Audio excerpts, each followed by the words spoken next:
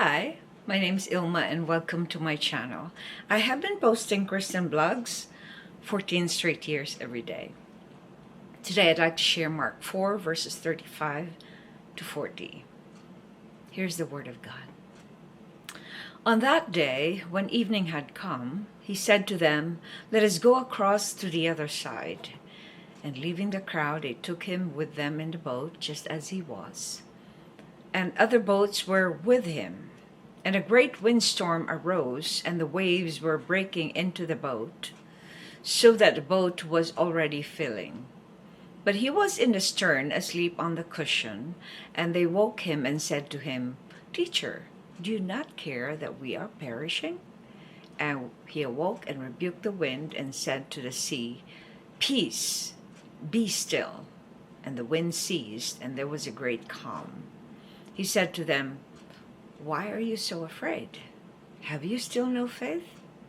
And they were filled with great fear and said to one another, "Who then is this, that even the wind and the sea obey him?" Mark 4:35 to 40. Here's my poem. You of little faith. Where do you turn to when you are fearful? Do you tend to isolate or run to the Almighty? If you have little faith, you will be overcome by fear. Believe that the Lord has all control and all power. Grow your faith consistently and trust God even with little things. You will eventually begin to give up unbelief and start believing. Even if your faith is as little as a mustard seed, nurture it, for the Lord will be the one to grow your smallest act of trust. Here's my commentary. We witness in this account the fear that overcame the disciples as a great storm arose and their boats were being tossed and turned. They feared for their lives. It is human nature to experience the same feelings they had when we experience great natural calamities and disasters. What is interesting in this story is the irony between their panic and Jesus' calm as he slept. When they woke Jesus up and said to him, "Teacher, do you not care that we are perishing?" That is a statement of unbelief. The audacity of these disciples to ask Jesus such a question after seeing all his miracles right in front of their own eyes. You think that after the number of years they have been following Jesus that they would have grown their faith? But it just exposed how little their knowledge of him was.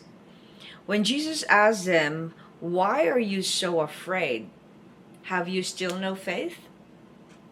It is not like Jesus didn't know the answer to that. He was challenging them to reflect how much trust they have grown since the time they were chosen to be his disciples. If their intimacy with Jesus was mature, they would know that Jesus has power over the wind and the seas. Because of their shallow relationship with the Lord, they feared for their lives, not knowing that Jesus is life itself. Jesus felt sad that after those years of being with him, they still have not grown their trust in him. In Mark 11:23, we hear, "May you be lifted up and thrown into the sea, and it will happen." But you must really believe it will happen and have no doubt in your heart. We should be able to visualize what we are hoping for and believe that it has already happened so we can receive it. Reflection. Who should you have little faith in, and who should you give all your trust to, and why?